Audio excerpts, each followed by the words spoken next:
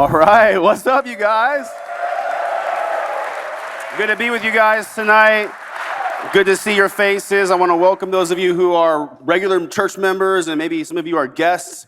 I know some of you are also joining us online. It's good to be in a room with a bunch of bold men singing praise to God, right? And worshiping Jesus the way he deserves. I want to commend you guys for being here tonight and prioritizing this. I know some of you are skipping baseball games, maybe DVRing those, and don't want to know the updates. Some of you guys are tired from trick-or-treating with kids last night, but prioritizing this time together with God's people is always going to pay off and be a blessing in your life and in the life of your family. I know we have people joining us online. We're live streaming this event. And I did get a message from probably 300 different women in the church who asked me if they could identify as a man tonight.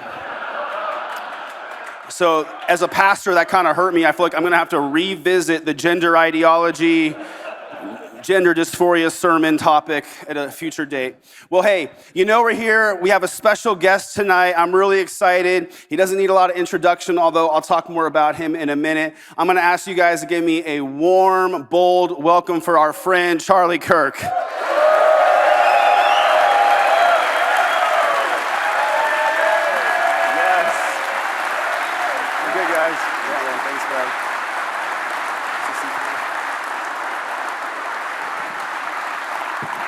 These guys like you. Wow. You guys know there's a baseball game on, right? It's not going well, so I'll just tell you. You guys, but it's not. I mean, you could check it. So. Oh, man. Hey. I was just watching it backstage. Thanks for being with us. Thank you. Yeah, man, you're doing a great job. Thank you. It's... Well, a little bit about Charlie. Those of you guys who don't know him, he was an Eagle Scout. At a young age. Technically still am. You don't stop. Okay, that's a good point. So for those of you that are Eagle Scouts, you know that it's... He's the founder of Turning Point USA. Yeah. And he is host of the Charlie Kirk Show. At one point, he was named to Forbes 30 Under 30 list, which is crazy. Has one of the top 10 most engaged Twitter, formerly known as Twitter X accounts. Sounds so dirty. Yeah. I know. I don't have a top 10 X account. No. He's an author, a husband, a father, and I can tell you this is true. Charlie is a devoted follower of Jesus Christ. Yeah. And I know with how much notoriety he has, you might wonder, like, well, what's he really like? I can just tell you from time with him in private, he is humble, he's kind, he cares about people, and he really does exhibit Jesus and how he carries himself. So he's the real deal, and I just want to honor you for that. That's very kind. Thank you, Ryan. Thank you. So I was hoping to just kind of start with this. Could you give us some of the backstory of you going from a young man who was first-year college student, I believe, and you ended up starting Turning Point USA at a young age. Can you just kind of talk about what that was like and what led up to that, and when did it become clear to you that that was God's calling for your life? Yeah, again, honored to be here, everybody. I started Turning Point USA when I was 18 years old. Prior to that, in 5th grade, I gave my life to the Lord, most important decision I made in my life. Yeah. And we need to talk as men more openly about that and how everything else in life is cool and fine, but that is the most important decision. Yeah. And so that really set me on a course to pursue truth. I believe the center of everything we believe as Christians is the truth, not lies, and we should seek truth in everything that we do.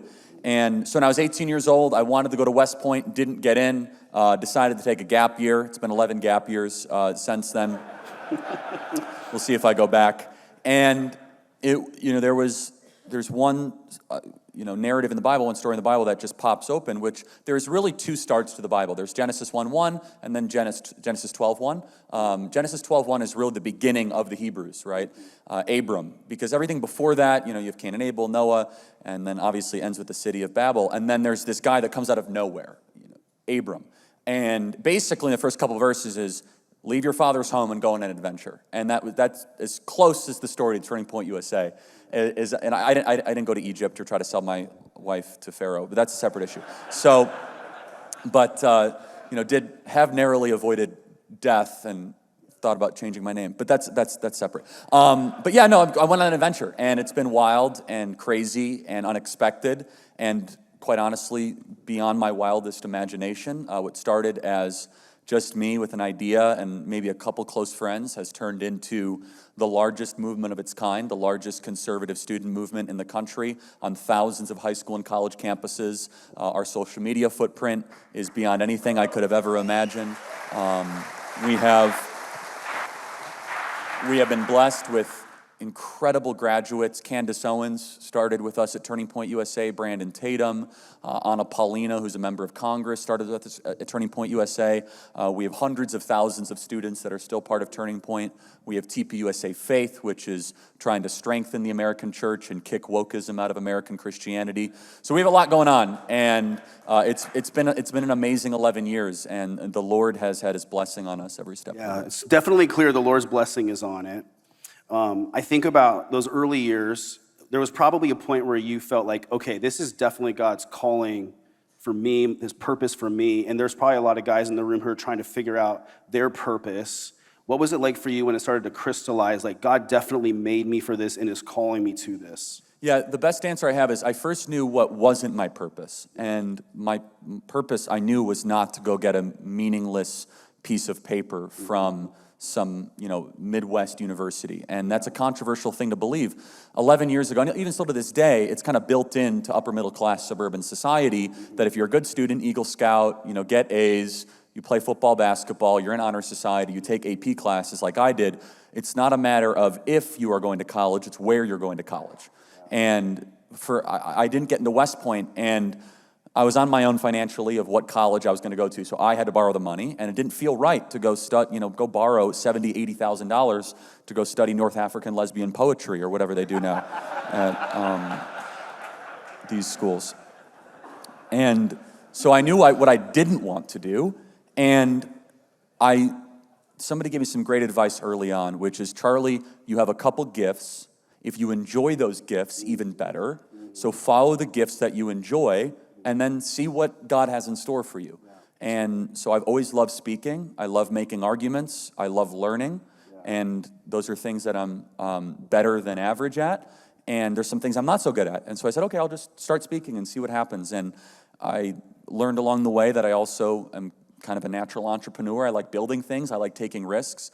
And so, I just kind of did that along the way. And it's just been this amazing journey. But honestly, it's about trial and error and testing what you are doing to God's perfect and pleasing will, which is, it says very clearly in the scriptures. I think it's Philippians 4:10, right? Whatever is good, whatever is true, whatever is beautiful, think on those things, testing those to God's perfect and pleasing will. And you just have to always do that. Is what you're doing to the glory of God or to the rebellion of God's law, right? Constantly comparing that. And, there's a great quote that Luther had, which is that, someone who makes shoes who's a Christian doesn't glorify God by putting a cross in every single shoe, right? He glorifies God by doing beautiful and excellent things and sharing the gospel where appropriate. And I think we lose that sometimes. We feel as if, I'm not glorifying God if I'm a plumber or a welder because I'm not in the ministry. No, everything is your ministry. Your life is your ministry, right? How you build your family, the value you create. And so, for me personally, I was a little uncomfortable at times because I was told by some Christians, Charlie, you're not doing your highest calling because you're not being a pastor, you're not running a church. My now pastor, Rob McCoy, is here in the front row, and he affirmed that actually what I was doing was fighting for God's natural law, fighting for the principles that are laid out in the eternal scriptures that built our civilization. And, even more importantly, that trying to rescue a generation that is lost in misery and despair and deception that is looking for the truth, and only the truth of Jesus Christ can set them free. And, like all things, and those of you that have built businesses know this, once you get momentum, that's really the key, right? So going from 0 to 1 is the hardest thing. Going from 1 to 2 is way easier than 0 to 1, and going 2 to 4 is easier, and 4 to 8. And then before you know it, what just started as yourself is, we now have 450 employees, right? And 300,000 donors across the country. And it's all God that has done that, right? I'm just saying that. And then constantly comparing, am what I'm doing is to the glory of God? And that doesn't mean that you don't make mistakes, you're not sinful, and you don't, are in error off the target. That's what literally sin means in the scriptures. But I found that along the way that there were so many God moments, Ryan, so many blessings that would defy reason, that I knew that I was on the correct path. So good. I have to point out, I too was a West Point reject. So We have that in common. Yeah. You still served your country, and I did not. you are also serving you're your very country. We kind, have some so- West Point grads in the church, but us West Point rejects are just trying to make something of ourselves. Yeah. I want to just point out a couple things that he said, though. What he felt like his calling was, it aligned with God's word and his gifting, and he had older, wiser, godly men who affirmed this calling. And at that intersection, man, when you are at that point, you can have a lot of confidence that you're stepping in a good direction, and you're likely to step into God's will for your life. Yeah, and I mean, there's a couple stories that really pop open to me. My second favorite character of the Bible, I got in so much trouble because I said it was my favorite, and I had a revolt. Jesus is my favorite character, for the record, okay? So my second favorite is Moses. I think he's awesome in so many different ways, right? And he was living a great life. He actually got along with his father-in-law, Jethro, which is amazing. And, he's kind of just chilling out at Midian. God's like, nope, I'm taking you, and you're going to go, lead the most, the group of the least impressive people that I could possibly find, the Hebrews, that are going to complain the entire time and never give you any credit. And you're going to want to quit and lead them to the promised land. And this guy was faithful. And by the way, one of my favorite, Numbers 12 is one of my favorite books, the whole Bible, because God is writing through Moses, but I think Moses put this in himself. And Moses was the meekest man. Like, yeah, okay, got it. Thanks, Moses. Yeah, right. Exactly. Okay, hold on a second. You're so meek that you write that about yourself. It was under the inspiration of the Holy Spirit. Of course it was. Yeah. No, I'm not saying it. I'm saying that's how you know everything else is true. It's so true. Because anyway, that's a separate issue. But what I love about the story of Moses is one of obedience and duty, and that it was God's call on his life to do something adventurous and something bold. He was not just a philosopher, not just a leader, but he was an eved, and that's an interesting word as men. So eved in Hebrew means slave, but it also means servant. It's interchangeable, and you think about that, you're like, wow. So here's a guy who is rescuing people who are slaves, who is called a slave to God. Yeah, that's good. That's incredible, right? Yeah. So he's someone that is leading slaves out of slavery, and you could go servant or slave. It's interchangeable in the Hebrew, right? But I think it's powerful because he's thought of as the greatest Jew ever to live in traditional Judaism. It's hard to disagree. And this is a guy who committed his whole life to God, submitted. And what's even more amazing is that it did not end the way he thought it would, right? He didn't get into the promised land, but he played his part. Yeah. Maybe for us, it's not going to end the way we always want it to, but you obediently play your part, and it might take a Joshua generation to continue it forward, but you play your role, you do your part, you listen to God, and you trust his plan. Yeah, so good. Isn't it ironic that, like Paul said, I'm a slave to Christ? And No, that's exactly the right. truest freedom comes from voluntarily submitting your life to Christ. That's right. So good. Now, as a dad, looking back on your childhood and all that you're carrying today, when you think, because we've been talking about marriage in our church recently and fatherhood and parenting, what are some of the things you think your parents did? No parents are perfect, but what are some of the things that they did that you feel like best prepared you for what now God is using you to do? Yeah, I mean, my parents were amazing and are amazing, and they were the opposite of helicopter parents. Now there's like snowplow parents where they want to remove all obstacles, right? They were firm, they instilled character, but they came from a very interesting background where they were very bohemian in some ways, if you know what I mean. They were like, okay, be home at 9. And that was amazing, and I think kids are totally missing that. There was, for those of you that were raised that way, you know exactly what I mean. There was no cell phones. It was be home by when it's a little bit after dark. And there was almost a spirit of self-governance that had to set in, where my parents literally sometimes had no idea where I was, and I had no idea where I was, and you had to kind of figure out your way home. And I talked to some of these parents. It's deeply unhealthy sometimes. And honestly, I see where it comes from. Like, you constantly check in. I have a daughter now. You're constantly worried about it. And I'm not sure what's better, but I know what was good for me, and I'm not trying to tell you parenting advice. I just know what worked for me is that my parents were kind of like, okay, if you don't want to go to college, then that's your choice. Yeah.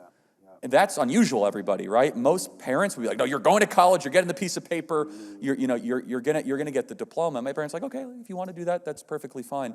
But also very high standards, and they refuse to allow me to settle. And at the same time, they if I came home and I had a C, they'd be like, okay, you're gonna have to live with that. It wasn't shame culture, and it was kind of like, you're gonna have to take responsibility for your own actions, and you're gonna have to figure it out. And for me, that really worked. And so at the same time, they were incredibly present at sporting events, not overly so where it was obnoxious, you guys know what I mean, but it was never a question of were they supporting me. That's very, very important, right? That they were there, that they were watching. They never interfered, with coaches or any of that stuff. But it was, if I wanted to practice, they were there to help me practice, right? They were always over-the-top supportive with anything that I wanted to do to push myself to get better, trainers or pouring into. I think they struck, a pretty amazing balance, and they're not nearly as political as I am, which is, the hilarious part of all this, because it really was, set your own course and do what you want to do. But yeah, also, and the final thing I'll say is they made a point, and I'll be eternally, in their debt for this. At second grade, they said, I don't know why they said it, but they said, you need to go to Christian school, right? And third, fourth, and fifth grade, 3 years of Christian school. In third, fourth, and fifth grade, never went back, changed my entire life. Wow. That's it. And, you think of, we now reach millions of people for the gospel every week, right? And third, fourth, and fifth grade changed my life, and potentially, now the impact of everything that we're doing, through our outreach. And so something to think about, maybe some of you that have young kids, you might say, does it really matter to put them in Christian education? Maybe, maybe not. Not everyone that goes to Christian education does it stick, right? But for me, it was what I needed to hear. It was the most formative years.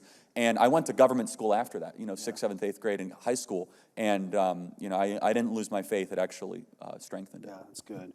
I think a lot of parents are thinking about Christian school right now. And I just heard Vadi Bokum said, if you give your kids to Caesar, don't be surprised if they come back as Romans. So I think parents really have to wrestle with that right now. How are we going to protect our kids from the indoctrination that society wants to force upon them? I want to ask you about this, Charlie. So we encourage our church and the men in our church to be bold, to stand up for what's right, to represent the Lord in the world. But then we know that brings potential backlash.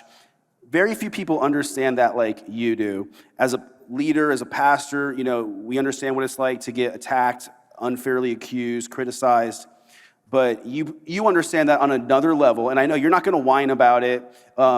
Sometimes I'm even concerned about you. And I'm like, how are you doing? You're like, I'm fine. Yeah. But I think there's a lot of people that they're not used to being outspoken and bold in their faith. And they're worried, like, well, what if I deal with backlash? What if I deal with criticism? What if I lose friends?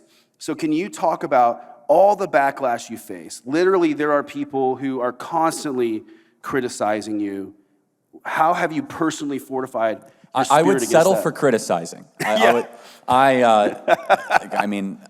I'm probably one of the most hated people in the country. It's not an exaggeration, right? There's a whole cottage industry dedicated towards trying to put me in jail, hate me. It's not a joke, right?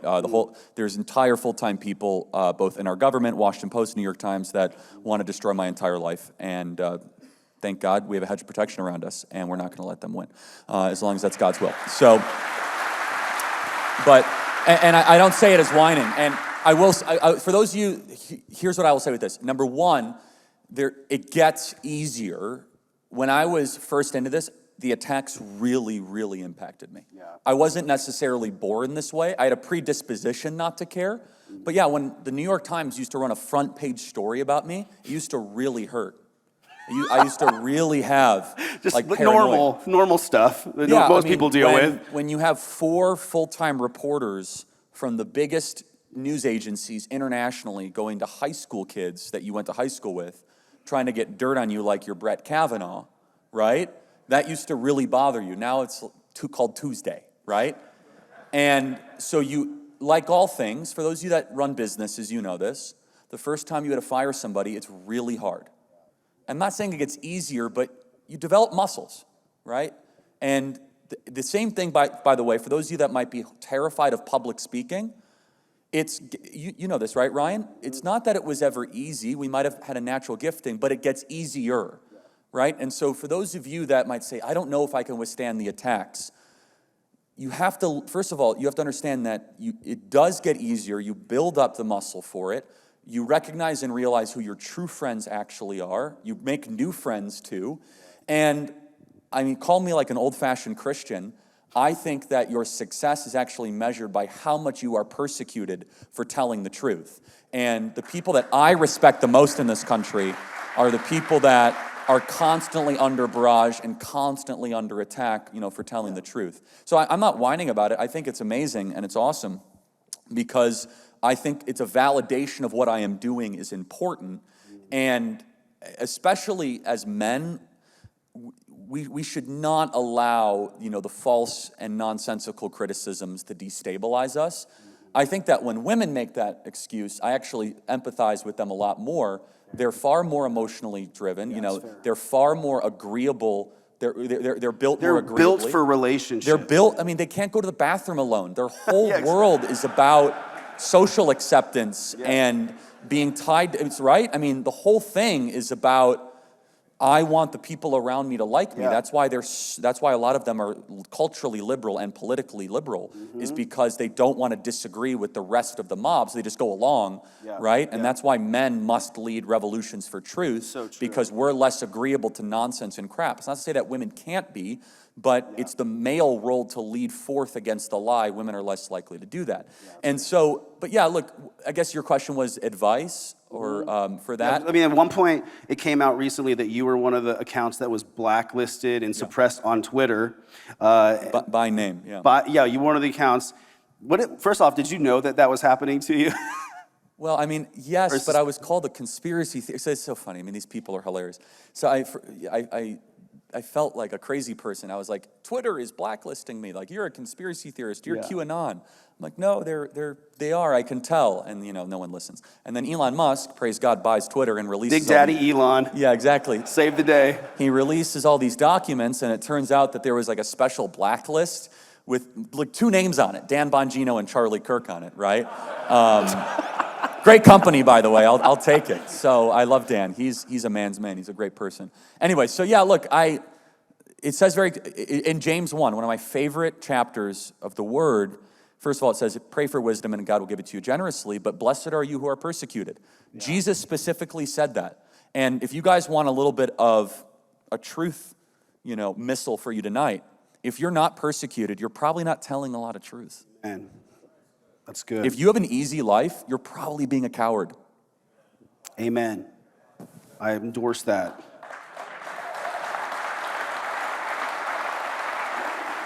So do you feel like you have dealt with spiritual warfare in this role? Oh, yeah, without a doubt. And, and especially the last couple of years, and this is something that we as men must realize, the scriptures tell us that Satan or his platoon, because Satan is not ubiquitous, he's not omnipotent, he's not omnipresent, but he does have demons, which are fallen angels that are able to create chaos and discord, especially in the mind. They have certain vectors that they're able to attach onto, the first being the flesh.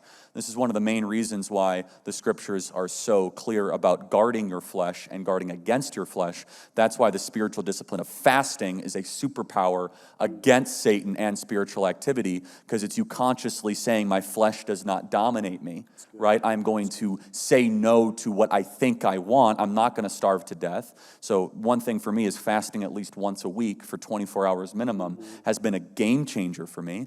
But yes, I mean, so and then also the consumption of pornography and or the wandering eye for a man is the easiest superhighway for Satan to get into a man, to be able to throw them off their marriage, throw them off their job.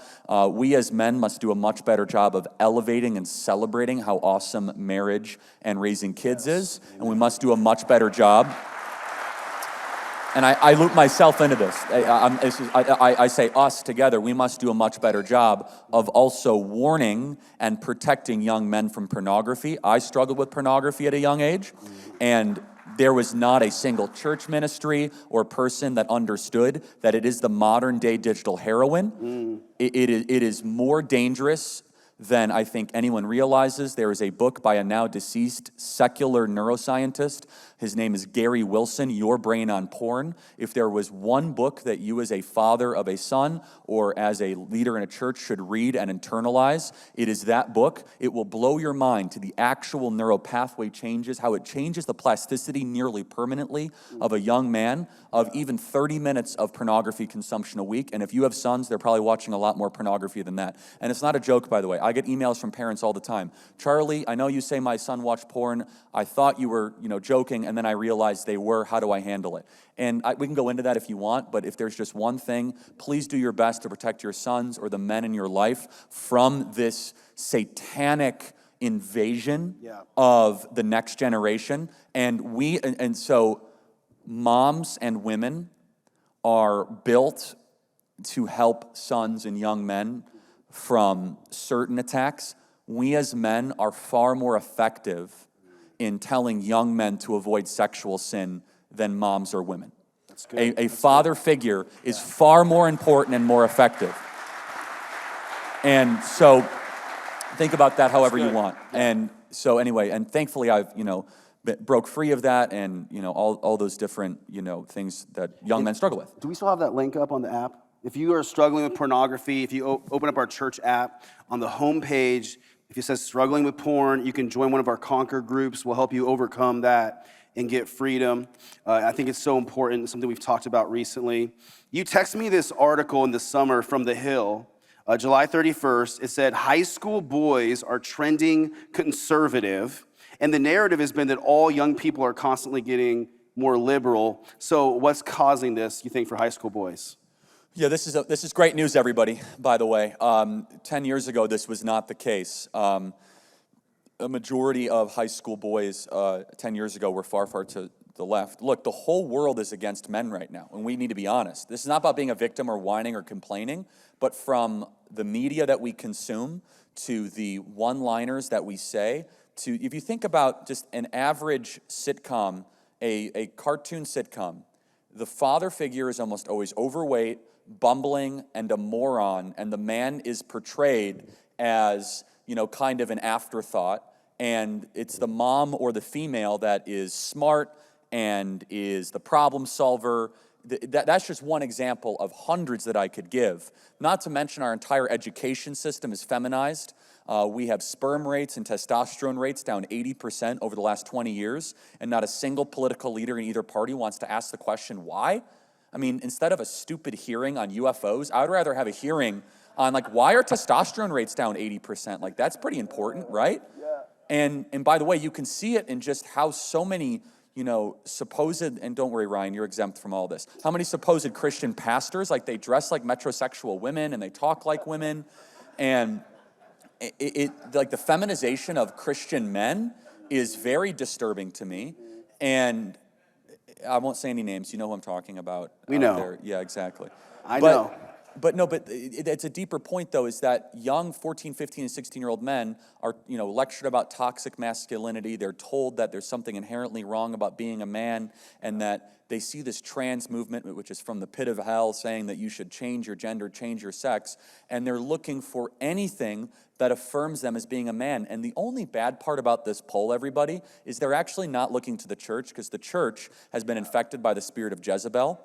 The church has largely become, a feminist institution of, female pastors and all that stuff. And I'm not saying, I personally don't believe in female pastors, but I'm just saying that we've overplayed I don't know if that's the position of this church. I don't mean to offend you. I just don't. I think that allowing the feminization of the American church has been a tragic mistake. And so where do they go? Well, they don't go to the church because everything's feminized. They go to Andrew Tate. And if you don't know who Andrew Tate is, how many of you guys know who Andrew Tate is, by the way? Okay, that's actually more than I thought. That's good. You should know that Andrew Tate is more popular. He's an outspoken Muslim online influencer with young men than any Christian.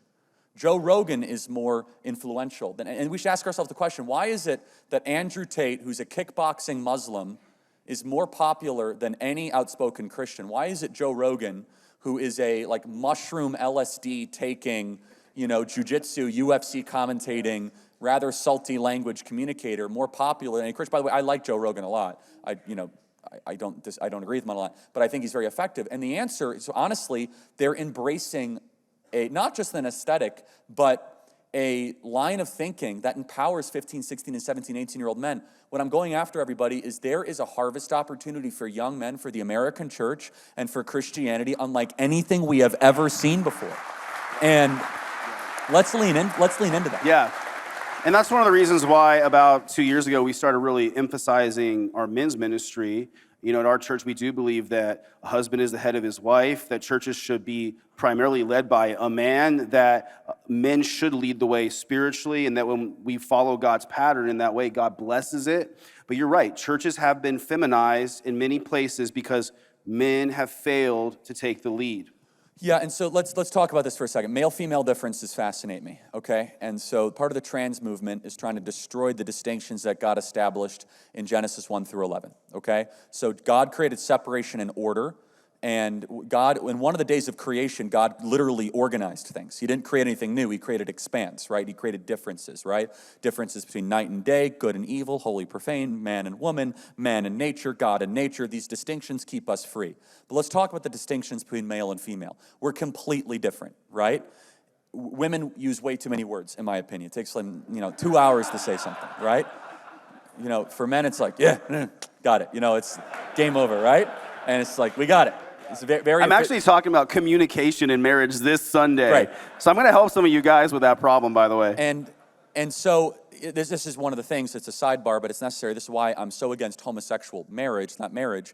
It's glorified narcissism, right? It's more of the same. It's men who want more of themselves or women who want more of themselves.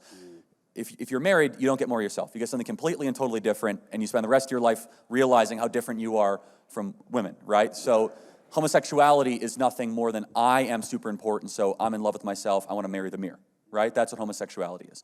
And we need to be more clear in the church about that. So the distinctions in Genesis 1 through 11 set up the difference between male and female. And these differences are beautiful and important. But as a society, we have overemphasized all of the feminine traits, and we've de-emphasized all of the masculine traits. And so feminine traits are obviously compassion and empathy and sympathy and listening.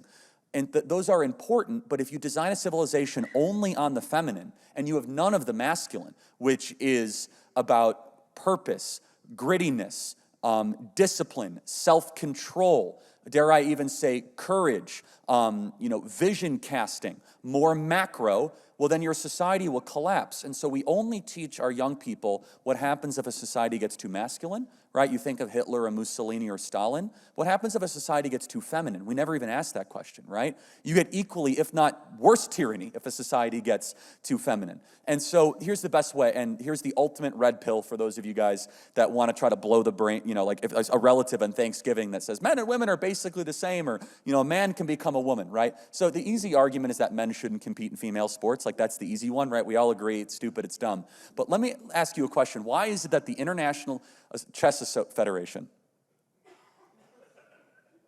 made a massive new declaration saying that men, biological men, under no circumstances are allowed to compete in the female division? In chess.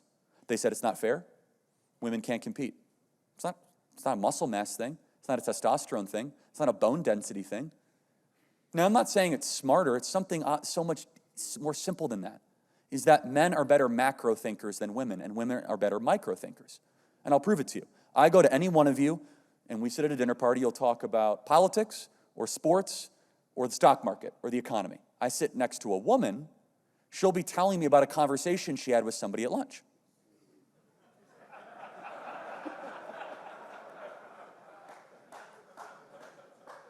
Harvard study reinforced this. They lock a man in the room for 30 minutes, stare at the wall. What do you think about? Sports and sex. Yeah, it's really deep. Great.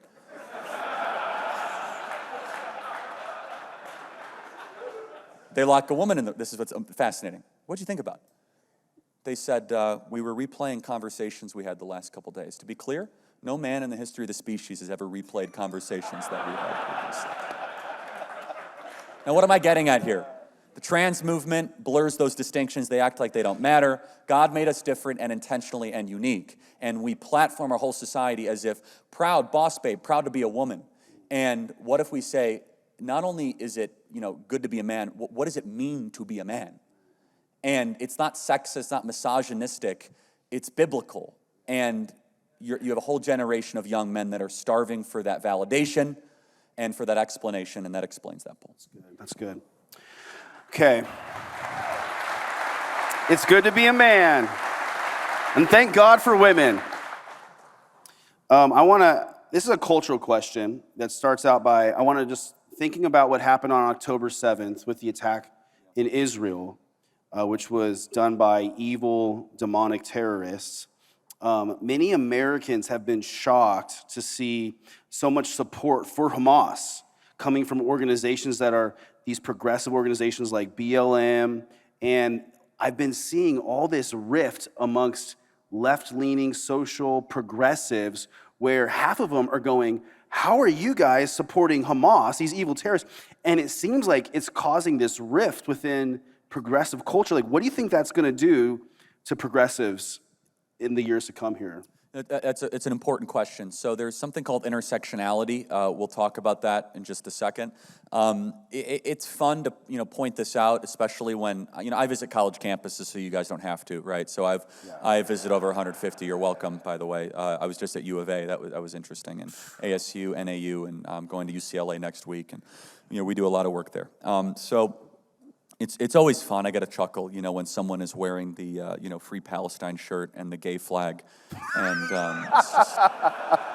It's like they would literally murder you, right? So it's funny. I used to say that, hey, if you as a gay person would go to Gaza, they'd throw you off of tall buildings, right? Now they don't have any tall buildings left, so I don't.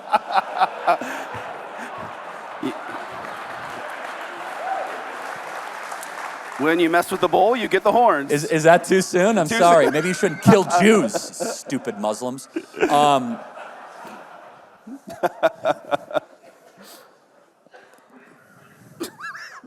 all I like that. Where was I? Intersectionality. So that's fun to point out, and it's necessary to point out, right? But it's a lot deeper than that. It's about a common enemy, right? So Islam is a political ideology masquerading as a religion. I'll be very honest. I think we as Christians have not done a good enough job educating our flock on what Islam is. What does the Bible say about Islam? Where does it come from? How is it at odds with the promises of Christianity? How is Allah different than Jesus? Who is Muhammad? What did he do? And, people say I'm Islamophobic or I'm pro-Christian, which by definition means I don't believe in fake religions. So I just think we have to do a better job, especially now this is kind of center point. Just what does the Bible say? What do we believe? What do they believe? What do they believe? What do we believe, right? I think that's really important. Yeah. Comparing and contrasting the life of Muhammad, who married a 9-year-old, was a genocidal maniac, and was, sold people into sex slavery with the ministry of Jesus Christ. I think that's important, but I'm not. That was one of the hardest things for me as a young pastor. Anytime I talked about a false religion, I would get Christians in the church who would get upset with me. And I'm like, you realize that if Jesus is the only way to heaven, then by default, every other religion not only comes from hell, but leads back to hell. So we have to acknowledge that. Well, and I don't want to belabor this, but there's so many just simple moral differences between Islam and Christianity. The theological ones are even easier, but the moral ones are, just who is Jesus Christ is the most simple one, right? We believe Jesus Christ is Lord. At best, they'll think he's a prophet. But anyway, let's table that. So Islam is a political ideology masquerading as a religion. Progressivism is a religion masquerading as a political ideology. That's good. And they have in common an ethos of hatred of the great Satan, which is the West. And you live in what they call the great Satan, which is America. And they hate America because we were founded on the inerrant Word of God and the promises articulated in the Word of God. The book of Deuteronomy was by far the most quoted book in the founding of America by America's founding fathers. By far, secular or religious book, by the way. This idea of charity, defense of the innocent, separation of powers, independent judiciary. They don't just come ex nihilo out of nothing. They were an outgrowth of the Word of God. And so what the people of the Palestinian Authority and what the leftists have in common is not, the homosexual thing or whatever. They hate us so much that they're willing to create what they call an intersectional coalition to link arms together to destroy the great Satan. Yep. And it really is a war for the West, is what it is. And I see it happening on college campuses every single day. And it's very serious. I can go as deep as you'd like to go, Ryan, but, we as the church built the West, right? 55 out of 56 signers of the Declaration of Independence were Bible-believing, church-attending Christians. We have a Christian inheritance here in the West that we must realize is easily taken away if the church does not take its rightful role. So some people criticize me. They say, Charlie, you're too political to be speaking in a church. And I say, well, okay, well then what do you make of Esther, Mordecai, Daniel, Nehemiah, Jeremiah, and Joseph, who were obviously political figures, who were counselors to the king? Yeah. And they say, well, we only want to preach the gospel. And I say, well, is the gospel the red letter Bible of only things that Jesus said, or is the gospel the entirety of the Word of God and the promises of God's story from creation to fall to redemption to salvation to reclamation of everything that God created? And I don't think we should have a myopic view of the Scriptures. You must have a comprehensive view of the Scriptures. It's either Jesus is the king of your entire life, or he's only the king in charge of things that you decide for him for your life. So Jesus should be in charge of your marriage, in charge of your church, in charge of your political decisions, right? In charge of how you act in every single regard possible, in charge of how you educate your kids. All these things are super important. So anyway, the West is under attack from multiple forces. It's attacked from the Chinese Communist Party, under attack by radical Islamic theocratic fascists. But let's be honest, the greatest attack is from within. The greatest attack is a mind virus that we are subsidizing on our university campuses. We're pumping in through our high schools, which I believe is from the pit of hell. It's where you get ideas that men can give birth, of deconstructionist, postmodernist ideology, of racial disharmony, of anti-Americanism. This anti-man, is an outgrowth of there. It's viewing the world through oppressor and oppressed. And the church is the last line of defense of civilization. If the church surrenders and does not fight, the civilization that your grandparents fought to preserve and protect will collapse. And that is not an exaggeration. That's good. That's good.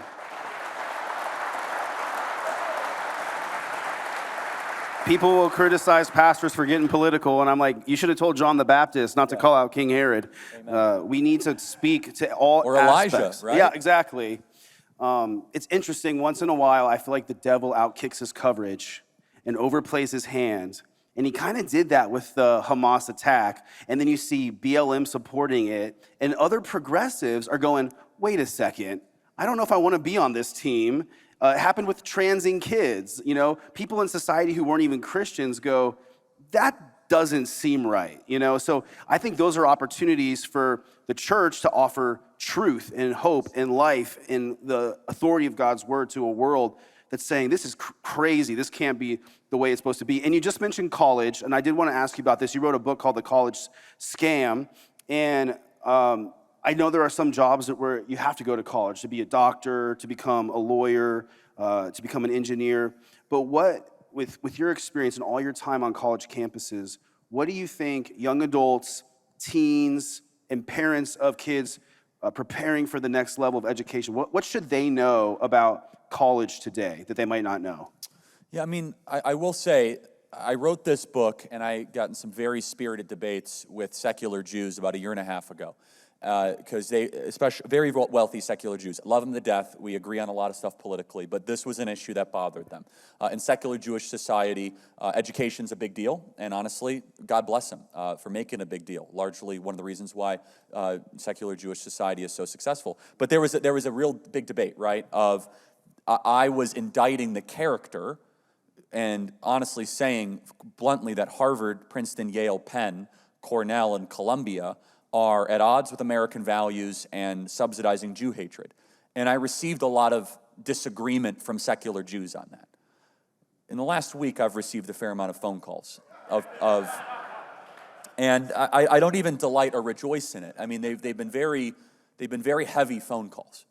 And I mean that. And my heart goes out to them because I only, administered a warning a year and a half. One family said, Charlie, our family has given $100 million to this Ivy League institution.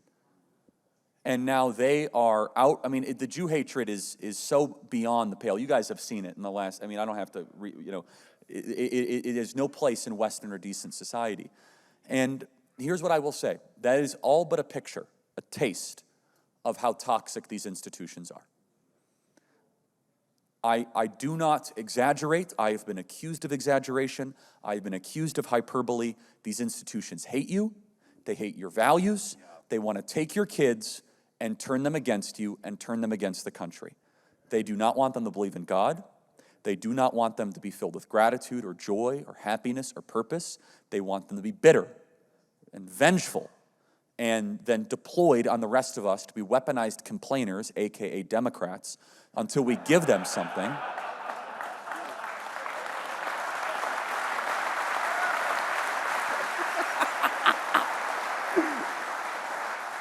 So look, if you send a kid to college, you are playing Russian roulette with their values.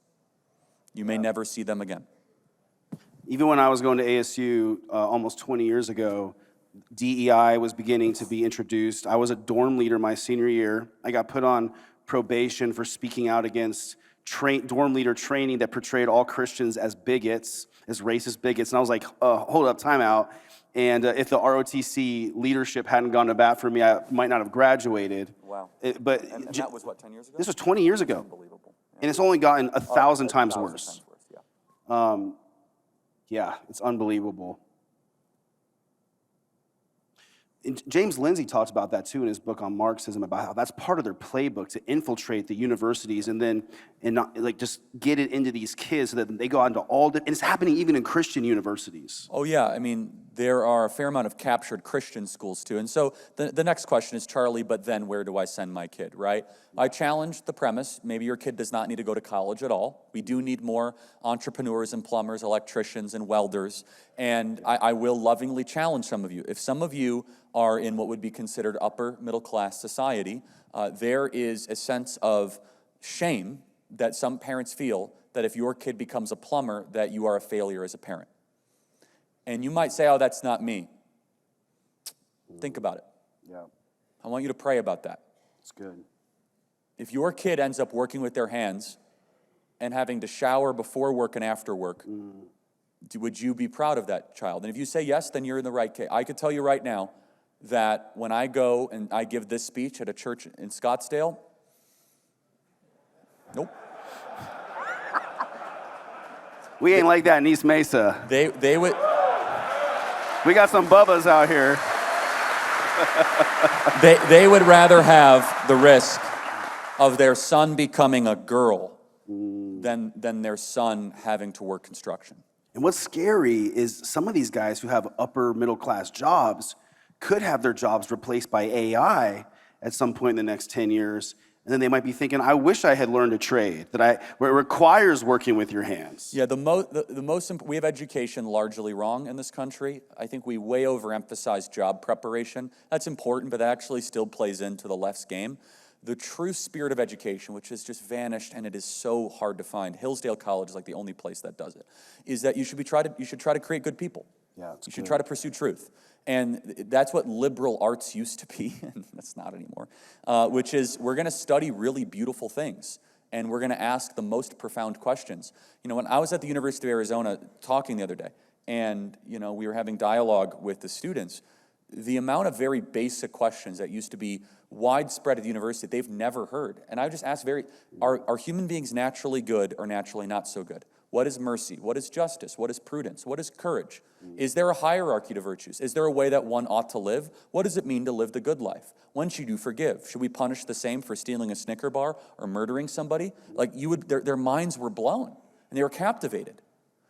Because you notice what I was asking is things that studies can't prove those things. Yeah. Hear me for a second. I cringe when sometimes people say, well, studies say. My rule on studies is very simple. If it confirms common sense, I believe the study. If it doesn't confirm common sense, I think the study's wrong. And I know that, I know you might, but think about it.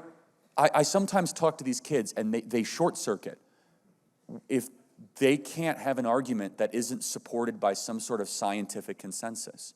What if I told you the most important things in the world are things that you must nurture and pursue and think deeply about? That's what education should be. That is what classical education is. I know some of you probably have kids in a classical school where you study Aristotle, Socrates, and Plato, and Aquinas, and Augustine, and the early church fathers. And you ask the deep questions that quite honestly built our civilization. And the final point I'll make is this, is that every founding father was educated like this. Why don't we still educate our kids that way? So good. Okay, so and I want to give you guys a heads up. In just a minute, we're going to go to a live Q&A time. On the back of your seats, there's a QR code. If you want to send in a question that way, you can. But then in order to ask a question live on the mic, right over here to the side, you can line up and ask your question to Charlie. I'll give you a little heads up. I told Charlie backstage, I was like, hey, I'm these guys' pastors. I have to love them and be kind to them, but you're not, so you can give it to them just both barrels. And we both know that's where you're at your best. Yeah, happy to answer any questions. I prefer not to answer the political stuff. I do that for 3 hours a day, literally. If it's that pressing and you need to ask it, sure, but I prefer the cultural or religious or church-related stuff. Whatever you guys want to ask them. Yeah. So, and as you guys are getting ready to come and ask questions, I know someone's going to be nervous to be the first one. So I know in a room full of men, somebody will have the fortitude to go ask the first question, all right? Okay, we got a guy. Let's cheer him on. While he's getting set, let me ask you one more question while they're getting set. As you look across the culture and stuff right now, what are you excited about? Even maybe, I know you don't want to talk too much political stuff, but is there anything even politically that you're like excited about right now? Yeah, I am excited about the deepening and the strengthening of the remnant. It is a remnant, it is a minority, but the resolve in rooms like this is very promising. That's good. Is that it will not break. And that's what gives me hope. I have no idea if we're going to win anytime, but regardless of how hard they go after our value system, I know for a fact that there will be a core remnant of believers and patriots that will keep the faith and do the good and beautiful things so that tomorrow can be better. That's Amen. What the fighting spirit in the remnant is greater than I've ever seen. That's good. All right, let's go. Hi, Charlie. I love everything that you do for the country and for us men and actually showing the difference between men and women. My question is, though, I'm a vet, and I'm a disabled vet, and I just lost my job. And my wife is the money earner in the family. We are, and I know you didn't want to get into the politics of this, but me and my wife are on opposite ends. She's on the left, and I'm on the right. I do a lot of praying, and I do a lot of reading on my Bible app and out of my Bible. My question to you is, what can I do? And I just feel like I'm less than a man because I feel so much pressure from my wife to get a part-time job, to do other things that I can do to provide for the family. And I try to do as much as I can around the house, but as you can see, I'm limited to what I can do. What can I do? Do you want to answer that, Ryan? That's more of a pastor question. Yeah. I would just say to you, sir, that God calls husbands to be responsible to provide for their families. And that does not mean that a man has to earn more money than his wife. It means having the heart of a provider. And being a disabled vet, you have nothing to be ashamed of. You have sacrificed.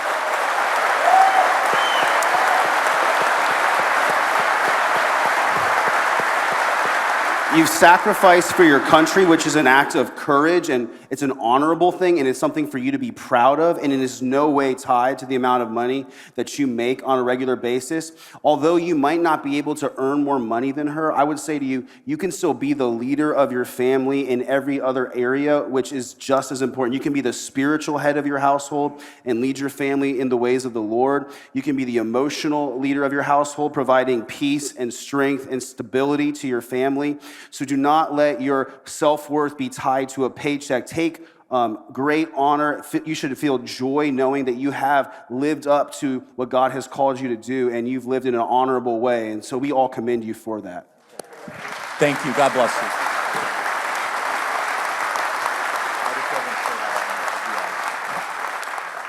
Hi, Charlie. I'm Isaac. So I was down in Tucson about 2 weeks ago at the Federated Republican Women's Biennial meeting, and I was talking to one of the state senators from there, Justine Wadsack, about ASU. Specifically, you were talking about ASU.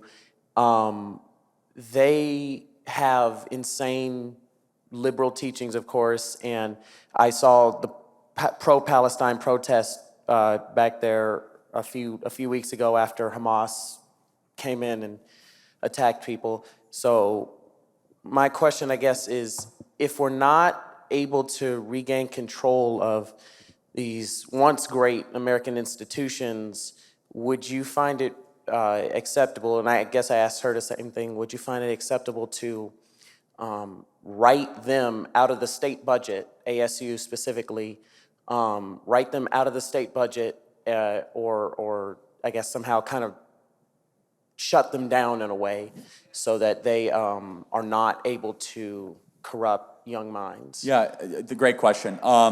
Yes, so they should be, it won't happen, but ASU, U of A, NAU, they should be completely defunded by the taxpayers of Arizona. They should have to support themselves. And they should have to raise their own money, figure it out, charge tuition, support themselves no different than Grand Canyon has to support themselves. So if they're so great, then figure it out. Now, you might say, but, Charlie, where are we supposed to, send our kids? Imagine, what you could do with the money that we're spending at ASU and U of A and NAU in not just tax rebates. You can get rid of the income tax here in Arizona. You want to talk about a job boom? Get rid of the income tax, okay? You defund the universities here, you literally are, not only are you going to get rid of the income tax, you get rid of the business income tax and the personal income tax. It's that simple. Like you could phase out the income tax in the state if you did that. But Michael Crow, I think I'm his most hated person right now because I'm leading a charge to try to defund ASU. We are definitely at odds with one another. Thank you. Mr. Kirk, my name is Mateo D'Antonio. I'm a future journalist. I'm a student at GCU, and I'm just a kid who wants that paper from college. So what's your advice to someone who's your age, whenever you start a Turning Point, to give my fellow college students the gift of truth, both in Jesus and politically? Yeah, it's a great question. GCU is under attack right now by the federal government. It's a real sick thing. So we have to rally to support them. My advice: look, love how Christ loved, which is both in truth and grace, and ask questions. It's the best way to get to the truth. Do more listening than talking, and ask the most important. Why do you believe that? Where do you get that from? And then also, there's a great. It's so simple yet it's so deep. If you want to win people for Christ, if you are an unhappy person, you're probably not a good advertisement for the gospel. Absolutely right. The unhappy religious people have done more harm. And I think it's about 50-50. I meet a lot of people in church, and I'd say it's about 50-50. We have a moral obligation to live out the joy of Christ every single day. That is the greatest act of evangelism is being happy and joyful in a broken world, and being unafraid to speak the truth, especially when it comes to political matters, because at GCU it's a predominantly Christian school, and people will be more Christian than not, but they might want to stay around from the political stuff, and that's where you should ask the questions and try to get them to believe what the Bible says about these things. Yes, sir. Thank you. Appreciate it.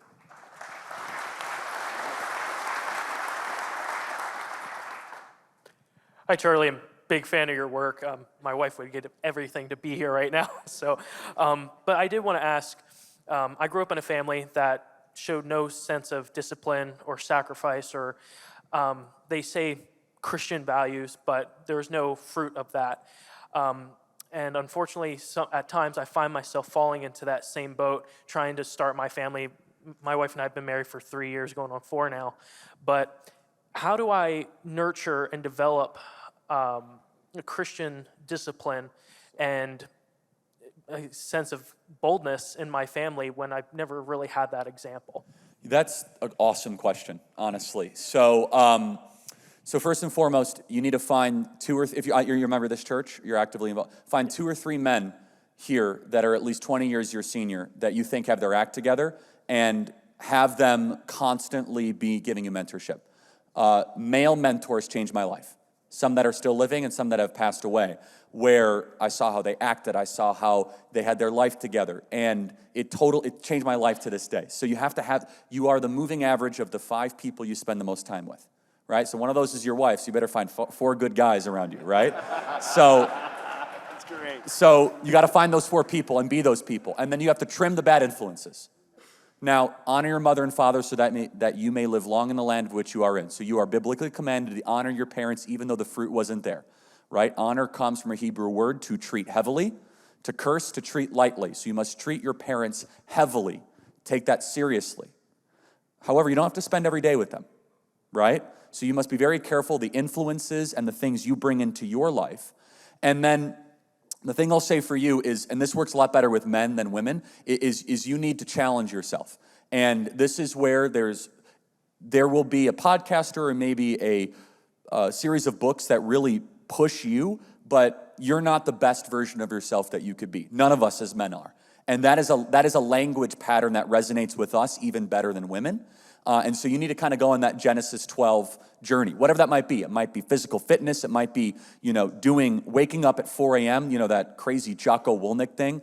That stuff is awesome for men, and it works. Setting otherwise like outside or arbitrary limits for yourself as men is unbelievably effective for us because we as men need a destination. There's a reason why in Peter Pan they're called the lost boys. They are without a North Star. The Greeks had a word for this called telos. So when the greatest warrior culture ever created outside of the samurai was the Spartans, by far. And one of the things, the word that was instilled in every Spartan warrior was telos. We get the word telescope from that in English, which means far out in the distance, that which you are aiming for. We as men are far more in need of a telos than women are. Women are in more need of a pathos, which we get the word pathological from, but more of like emotional connection. Totally, that's fine. So, but it's just a coincidence, just silly Greek stuff, right? What is your telos, right? And so that's above the horizon, and don't set unrealistic goals for yourself. But then at times, you need to look at how am I challenging myself physically, mentally, spiritually, and then even emotionally. And so it can be doing something as goofy as I'm not going to eat for 3 days. I'm going to do cold showers. I'm going to, do what they call a hard 45, whatever that thing is, right? Workout inside, outside, read for at least 20 minutes a day. We as men thrive on this sort of stuff. And it's lacking, right? So that's where you can literally rewire yourself. And I'll give you some hope too. You want some hope? Romans 12:2, one of my favorite verses. It's one of my top 20. Do not conform to the ways of this world, but be transformed by the renewing of your mind. So the Bible is always true, amen? Amen. Guess what? Neuroscience for the last 100 years used to say that verse is wrong. They used to say your brain can't change once you're over the age of 15. Now neuroscience says, just kidding, your brain is always changing and you can teach an old dog new tricks. In fact, it's changing so much that it actually changes more over the age of 30 than under the age of 30. Do not conform to the ways of this world, be transformed by the renewing of your mind. And it's actually proven by one study. English cab drivers. So they decided to go, it's hilarious, right? So they decided to go do a bunch of neuroscience scans of English cab drivers. And they found that the hippocampus, which is responsible for navigational direction, memory recall, was almost 2 times bigger and more active in a London cab driver than it was just for a regular person. And so if that was true, that either meant that every single one of them were destined to be cab drivers from a young age, and they had an outsized hippocampus from birth, or that something they were doing was actively changing their brain. And so if any of you have been to London, it's the worst organized city in the history of the planet, right? It's like, to become a London cab driver, you have to pass a test called the knowledge. It's insanely hard, right? Nothing makes sense, and one-way streets and U-turns, and and they found that it's so hard that the brain actively changes for these cab drivers. Why am I telling you this? You are not captive to the environment that you were brought up in, where you say, I didn't see the fruit. Your mind can change. You can rewire yourself to bigger, better, and brighter stuff. God bless you, man. Thank you. Appreciate it. Thank you. Sorry, didn't mean to get all. That's so good. And I just got to reemphasize this to anybody who came from a family where there was sin or destruction or hurt or pain. You can be the person who changes your family tree in future generations. if you put your faith in Jesus Christ and devote yourself to following him. And I just want to brag on just the fruit of Christianity. You know, we talk about the truth a lot. How awesome is it that our value system is so different than Hindu caste system belief? Yeah. So if you came up here and I was a Hindu caste system person, I'd say, sorry, your parents were crummy, you're probably crummy, nothing you can do about it. Our belief is, no, you could break free of that and live a beautiful life for the kingdom regardless of what you were born into. Hey, Charlie, I loved your feedback on finding mentors and fasting. But we got generations here, and I know we got entrepreneurs that would probably love to hear, like, what part did prayer play in starting your business 11 years ago? And for the business owners, how do you lead and bring God from the top down in your organization? Well, thank you. I pray I'm doing that. So look, as far as prayer is unbelievably important, and you have to make intentional time to pray and to read the word. If you are leading, whether or not you're leading a big organization, everyone in this room is leading something. You're leading a family, you're leading a small group, you're leading, a son or daughter, you're leading something, and if you as a man are not leading something, well then, you got to figure that out.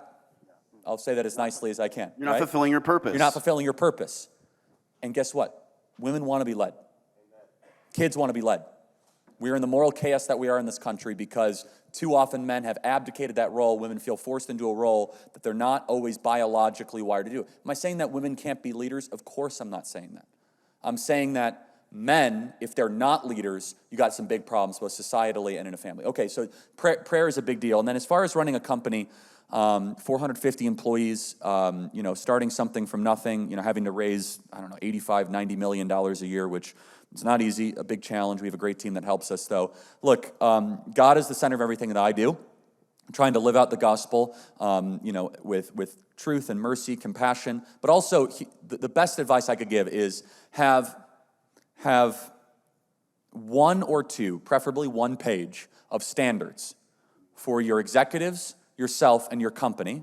And if you are the leader, you better not just live by those standards. You must overlive by those standards.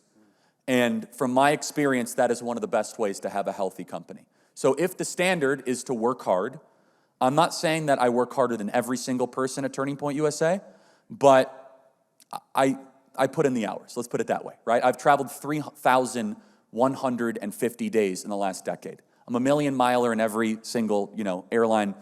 You guys know the story, right?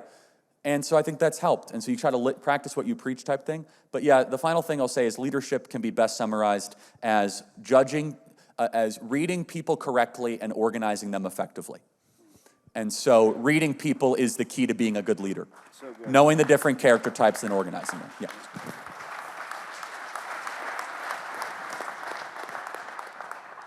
Hey, Charlie.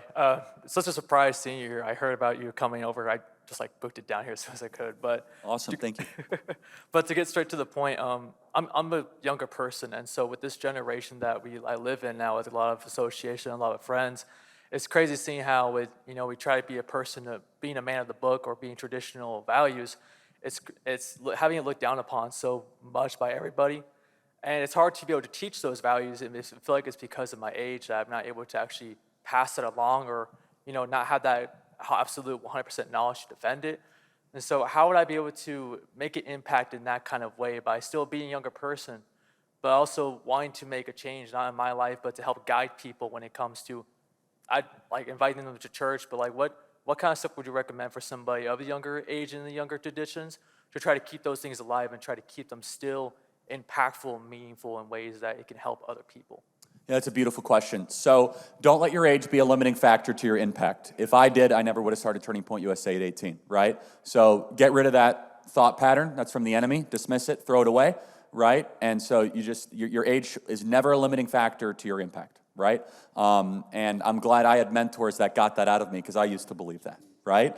In fact, it's your greatest advantage. Believe it or not, being young can get you into rooms that a 35 or 40-year-old would not. Anyone that runs a business here knows there's a soft spot for a 16, 17, 18-year-old that might want to intern, get advice, get 20 minutes of your time. You are more than willing sometimes to accommodate an 18-year-old that didn't go to college, that looks hungry and has hustle and has willingness, more so than a 40-year-old. You're like, oh boy, what am I doing here? So your age is actually an advantage, not an impediment. So use it to your advantage, right? I was able to get into rooms that I had no business getting into because I was relentless, and I think half of it was people felt sorry for me. No, it's this young guy, he's like not well-dressed, and he didn't go to college, like sure, great, it worked. So just use that to your advantage. Final thing I guess I'll say is that, yeah, it's looked down upon, but it's increasingly not so. There's a thirst and an appetite for the truth right now. Look, I know that in most, social society that's filled with hedonism and degeneracy and hookup culture, that it might be hard to live by the book, but sin always has a price, right? And one of the things we don't tell young people is that pleasure comes with a price, and immediate pleasure comes with a heavy price that is not felt immediately, right? So think about it. Immediate pleasure, okay, hookup culture, sex, you might not feel the price immediately, right? But when you get the phone call that the person, gave you an STD, you have a price to pay. Good luck, right? And so what I'm getting at, though, is that if you are someone that abides by the truth with grace, you're not legalistic about it, you're not self-righteous about it, but you have love and compassion, but standards that you will not negotiate with, that will attract people like a magnet. People will be drawn towards that. And then don't be afraid to be a person of influence with people you've grown up with, people that you've gotten to know. So I hope that speaks to you in some way, but everywhere you go is a ministry field. The people you grew up with, ministry field. Your neighbors, ministry field. Your coworkers, ministry field, right? And God will put you in a place to be a missionary. Every single one of us are called to be missionaries, sometimes in the micro or the macro. You run a business, be unafraid to say Merry Christmas and give a 30-second pitch on your conference call to all of your employees. Be like, Jesus loves you. You guys should figure it out. I hope you go to church for Christmas, right? I mean, you guys laugh, but what's the downside of doing that, right? So thank you. Yeah. And I can just say, I became a pastor pretty young, and some of my greatest encouragement came from older saints who were just so excited to see young people doing something that was honoring to God. We're going to go to a question that was texted in. I work for a woke company. They require us to use pronouns and the like. Do you have any advice for someone that's going to continue to work in that sort of environment? It's a really important question. So I want to preface this by saying I'm not giving advice. What I'm going to say is going to sound like advice because it will be very plainly and bluntly spoken. But I am not one to parachute in and say you should do something abrupt while you have to pay for a mortgage and provide for kids. Okay? I want to make sure that that is said because I'm going to say something, pretty blunt. I would not be able to do that. I personally would not be able to work for a company that was against my values. And again, with the proper preface, I will say this. I have seen more discord at home, in marriages and with kids eventually, as an overflow of an unhappy work life than I think we ever talk about. So you have to think about that. If you are tormented at work, home won't necessarily be a great spot either. As a leader of the home, you're coming home and you had a bad day because you had to listen to Sally Sue Marie, who's obviously a dude in a purple hair wig, tell you that you're using the wrong, and then you're being told you're a racist by this guy. It's like the whole thing. So my question for, is if you are able to financially figure it out, you should probably find a company that is in alignment with your values. And unless you are finding fulfillment in looking at yourself as working for a woke company as a rescue mission to help people that are currently under that captivity, and I'll be very honest, that is very rare. I am not even that person. I'm actually more affected by my environment than I realized. Like when I've moved to Phoenix, I was like, wait, you could see the sun and be happy and you don't have to be in Chicago all the time. And it's like I'm actually somewhat, in fact, everyone's different, by the way. Some people thrive under, oppression and darkness and they do better. Other people do not. Most people don't, by the way. Most people are actually feed off their environment. So anyway, that would be there's no advice. That's just my comment on it. But here's what I will say. Final thought. the breakthrough, the peace, the shalom that I see in my emails of people that leave bad companies and go to righteous ones is hard to even put into words. The people that have left in bold acts of faith and courage away from woke companies to ones that share their worldview, they say, thank God I trusted you enough to go without a salary for a month, to go find a job that didn't make me have to wear a mask, get the vax, and use pronouns that are fake. Yeah, and I have to second that. I appreciate how you phrase that with some gentleness on the front end, and that's really considerate. But it is important to think about. Augustine said, virtue is rightly ordered loves. And we are commanded, a man should provide for his family. If he doesn't, he's worse than an unbeliever. But one of the top 10 commandments is you shall not lie. No, that's exactly right. So if you're willing to lie in order to, quote, provide for your family, then you are compromising something that is very serious to God. And really what you need to do is probably take a step of trust in God, quit that job, and trust him to provide one for you where you don't have to break one of the 10 commandments in order to work there. Hey, Charlie, as someone dating one of your employees and been following you since before you started Turning Point, it's really awesome to see you here tonight. You knew me in high school. We had a lot of fun handing out the pocketbook constitutions last night as well, so that was nice. My question for you is something I heard you say both at San Jose, I think last month, and then at AmFest last year, and I think a lot of the young men in this room could use those words. You talk a lot about what young men can do to lead their families and provide, and I think one of the points that I really liked about it was get married. Yes. You were big on that, and start a family. Do the hard and choose your hard. Yes. So I just wanted to give you a chance to kind of talk about that a little bit, but just to hear you talk about it again because you say it much better than I just did. Well, first of all, thank you, and thank you for listening. It really means a lot. So I speak to a lot of young people, and it's the most depressed, most suicidal, most alcohol addicted, and most drug addicted generation in history, and they're wondering why. Well, they've had more ease, comfort, pleasure, dopamine on demand than any generation in history. Turns out they want to kill themselves a lot. Something's not working. And the church is largely silent. Again, not this church, but the American church is largely silent on these issues. One of the things that is missing from many of their lives is a fulfilling partner to be with. So it comes from every direction. Some of the young men say, I don't need a lifelong partner. I could just have as much sex as I want, and I don't need to attach myself to anybody. And the young ladies are somewhat of a different thing. They want free sex with no obligation, and just so we're clear, hookup culture is bad for everybody. It's far worse for women than it is men, okay? It's bad for men and women. It is far worse. It's not even close, okay? It creates neurotic women that are very, very hard to heal. Literally no further than there's spiritual aspects to this, but women bind and bond literally neurochemically with a man after they have sex with them. So if they have like 30 or 40 sexual partners, they're in like 40 different directions of like irreconciled emotional attachments that men tend to not have that issue as much. It's a real thing. But so it's very simple though. It's that the easy thing actually makes us miserable. That is modernity. If you wanted to make the bumper sticker of the country you live in and your kids are being raised in, is the easy thing is making you miserable. The cell phone is making you miserable. Hulu and Netflix is making you miserable. Gossiping is making you miserable.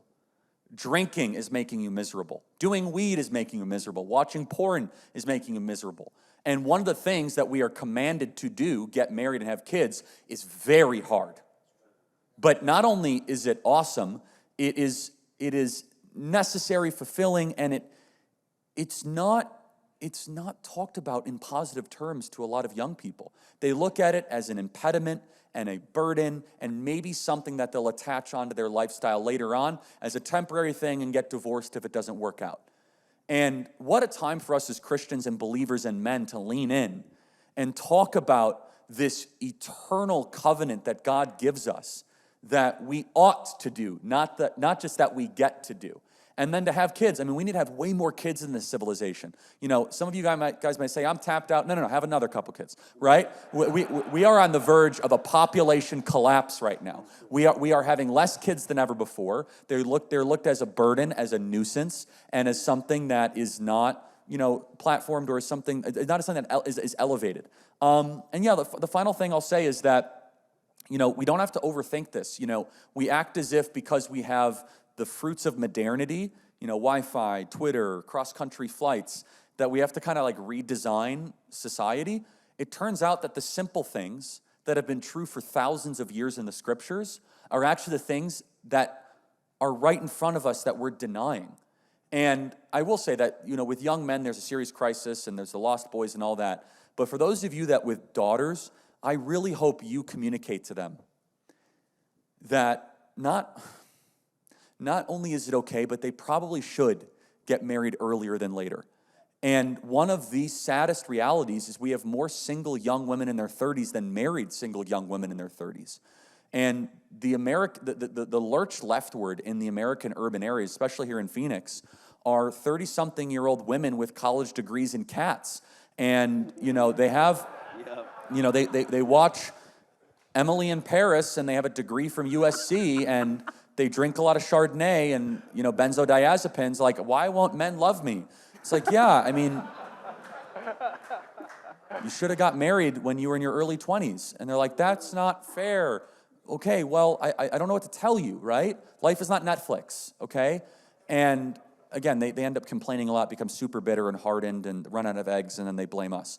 And so, which is exactly one of the reasons why I can't stand Taylor Swift. She's a terrible role model, right? Which is, I mean, my entire, no, I mean it, is what an awful role model for young women, right? Whole career bashing on men. She's obviously mentally unstable. She can't hold on to any relationship. She fills out concerts of disgruntled and, you know, angry women. I know some of you are like, my wife went to the concert. Okay, great, sure, okay. There's exceptions to every rule, right? So, and I get these emails all the time. My wife is a big Taylor Swift fan. Like, you got some serious problems, man. So that's a separate issue. But like, but anyway, not to belabor the point, is that for young women, that's a terrible role model, right? It's a terrible role model to have a 33, soon-to-be 34-year-old pop star who's worth billions of dollars, who has like gratuitous premarital sex and is, you know, dating a vaccine shill who calls himself an NFL football player, that's a platform for young women. Like, actually, no. Like, maybe you should get married in your early 20s and have lots of children because that's what you biologically really want to do, and you want a culture that gives you permission to do the thing that the Bible tells you to do. So that's a long-winded response to, if we actually just told people to get married at a younger age, we'd have a much better society. Yeah, that's good. Let's go to another text-in question. It's, I mean, getting married is what God made you to do, and if you care about conservative values, people who get married and have kids develop conservative values because they realize, oh wait, the way the world actually is matters more than ideas that... I'm very successful in my industry, and I feel like I want to start my own company in my industry. However, I'm the sole provider for my family with a wife and 4 kids. What advice do you have for me going into this uncertain and shaky economy? Yeah, it's a great question. So, number one, there's never a good time to start a business. So, climate is a bad excuse not to start a business. I guess I'm an entrepreneur, and so I give advice to entrepreneurs every so often, you know, because we built something from nothing. And if I use environment or climate as a reason to start or not start Turning Point USA, it never would have happened. I think there's been like 3 years where people said the economy wasn't risky or uncertain, right? Yeah. So if you want to start a business, that's a bad reason not to do it. Now, but you have to know your own financial situation. Look, here's the thing. You start a business from nothing, you're probably not going to earn any money for the first 2 years unless you have an angel investor and you carve a salary for yourself from the beginning, okay? Or you have a ridiculously generous bank that's not going to come out right now and allow you to carve money out for yourself to pay yourself for a startup business. That's number one. Number two, though, is if you're not willing to bet on yourself and you're even asking the question, then it's probably not a good idea for you to start that business. So being an entrepreneur is basically betting on yourself, right? I believe that I will be able to outwork the competition and solve a problem. An entrepreneur is very simple. I find a problem and I want to solve it, and I want to charge people because I can solve the problem better than somebody else. That's what an entrepreneur is, right? So you find a problem that people have. For example, you know, the Uber guy. Okay, wow, tax is too expensive. What if we democratize this at an app and we could charge people to do it? You find a problem, you solve it. That's what entrepreneurs do. But yeah, look, and then finally, I just want to make sure that everyone that knows this, if you have 4 kids and then you want to start a business, there will be a cost. And you will spend, if you want to really be a hard driver, that will mean less time with your kids. There is no way around it. There is no way to sugarcoat it.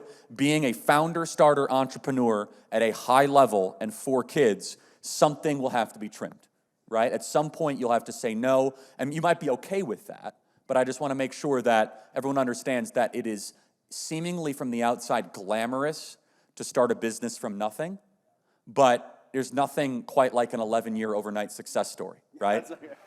Where you have to pain and labor and fire people, hire people. I've done 285 red-eye flights. Not fun, right?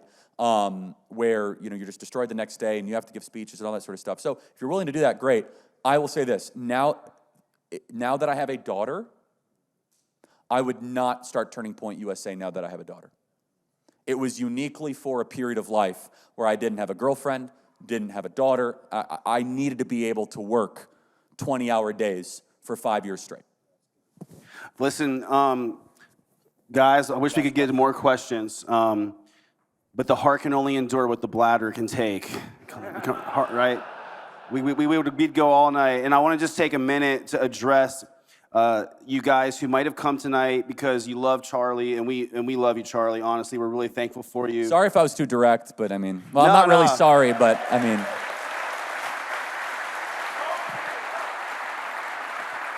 But I do just want to take a moment because I know we probably have some guys that might have come out tonight because you're a fan of Charlie's and you love the conservative values that he stands for.